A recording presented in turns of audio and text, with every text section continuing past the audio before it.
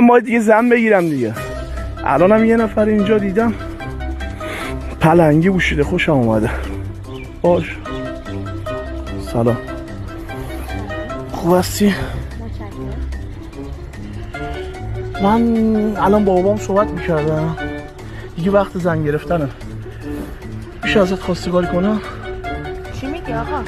چیزی نمیگم، میگم میتونم ازتون خواستگاری کنم. من سر به این خوبی، قدم بلند، ریش دارم، بعد تتو هم دارم، انگشترم دارم، راستی خونه هم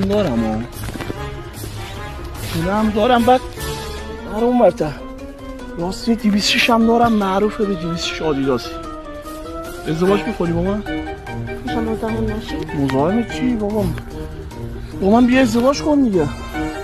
به هم میاییم ما. پلنگی هم پوشیدی، اوه تتو هم داری. خب زنگ بزنم بابام امشب بریم. ها آقای محترم یعنی چی؟ کجا داری میری؟ بشینی، بیا اینجا بشین. آها میخوای اینجا بشین؟ برای چی؟ من میخوام تو زن زندگیم بشی. یعنی چی؟ میشه بیشتر از این مزاحم نشین؟ من پسر به این خوشتیپی خب باشه.